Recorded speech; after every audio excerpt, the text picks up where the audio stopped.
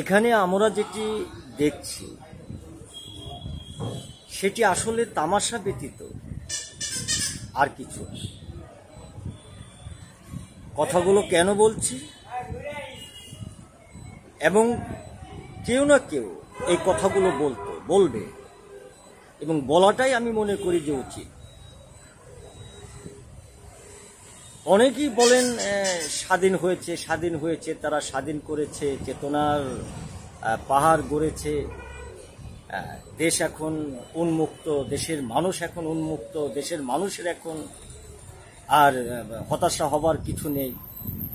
কিন্তু সেটি আমরা কিন্তু দেখলাম যেখানে কি পরিবর্তন হলো এবং কোন পরিবর্তনের মধ্য দিয়ে আমরা এই দেশের মানুষ, এই জাতি এবং বাংলাদেশের যে একটি চলমান পরিস্থিতি, অস্থিরতা, সেটি কিন্তু ক্রমশ জেগে উঠেছে। কেননা আপনি লক্ষ্য করেছেন কিনা আমি তা জানি না, একদিকে তৌহিদি জনতার এক অংশ, আর একদিকে চেতনার একটি পাহাড়, আর একদিকে বৈষম্যর একটি অংশ, আর একদিকে গণতন্ত্র প্রতিষ্ঠার একটি ইচ্ছা। এই যে দীর্ঘ আমরা 53 বছরে এটি আগেও দেখেছি, পূর্বেও দেখেছি, মাঝেও দেখেছি, এখনো সেই দৃশ্যগুলো দেখছি। আর দেশের যারা রাজনৈতিক দল, দেশের যারা রাজনৈতিক কর্ণধর, দেশ পরিবর্তনের যারা নীতি কথা শোনায়, যারা নীতিবান ব্যক্তিত্ব, আজকে তারা সেই দরিদ্র জনগোষ্ঠী, নিরহ, অসহায়, শ্রমিক, খেটে খাওয়া মেহনতি মানুষ, তাদের নিয়ে কি চিন্তা করে, তাদের চিন্তা ধারাটাই আজকে তাদেরকে মাইনাস করে দেওয়া হচ্ছে। কেননা তারা নির্বাচন করতে পারবে না, নির্বাচন তারাই করবে, তারা নির্বাচনে দাঁড়াতে পারবে না, কেননা তারা মূর্খ, আর তারা দিনের পর দিন শোষণ করে আমাদের লুটে নিয়েছে। আজকে তারাই সেই নির্বাচন করবে। এই যে একটি ব্যবস্থা, সমাজ ব্যবস্থা, একটি রাষ্ট্র ব্যবস্থা, একটি রাষ্ট্রের যে বৈষম্য, সেই বৈষম্যতে এখানে আমরা দেখছি সমগ্র জাতির জন্য। এতে আপনারা কি সংস্কার করবেন, আর কি সংস্কার করছেন, আর কোন সৎ যুক্তিতে এই বিষয়গুলোকে আপনারা নিয়ে এসেছেন? কেন?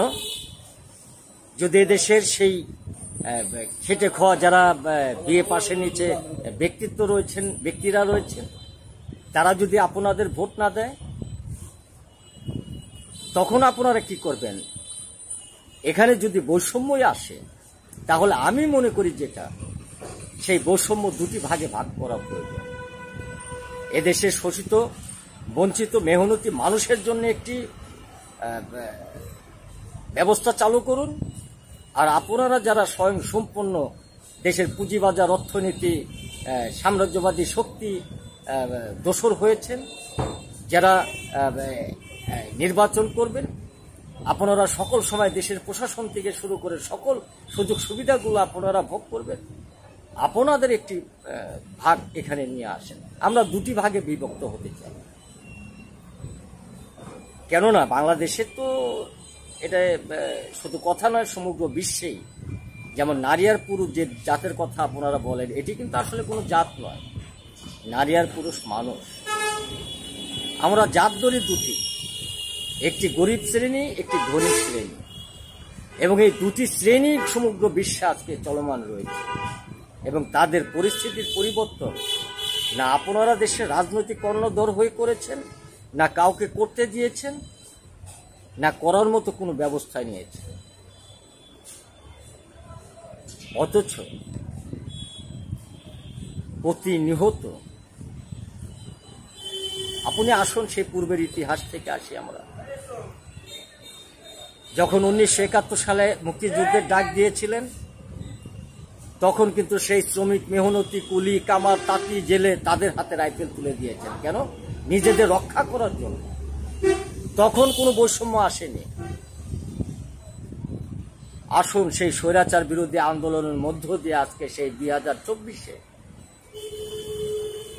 আপনারা যখন গণ অভ্যুত্থান করলেন, তখন কি শুধু শিক্ষিত সমাজে ছিল? সেই সকল আবাল বৃদ্ধ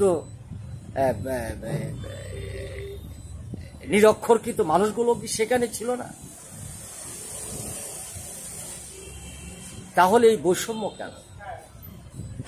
আজকে দেশের প্রতিটি নাগরিকের, প্রতিটি মানুষের, বিশেষ করে আমার যেটি মনে হয় নাগরিক হিসেবে এখানে আওয়াজ তোলা প্রয়োজন।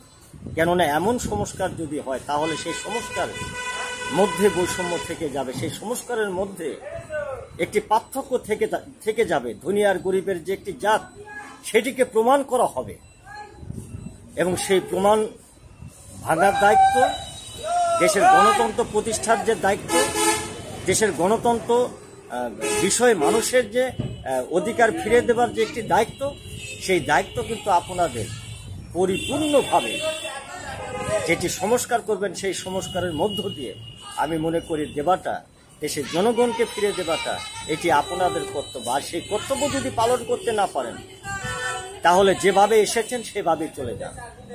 এতে জাতি এবং দেশ দুটোই আপনাদের সকল সময় স্মরণে রাখে। সকলকে ধন্যবাদ।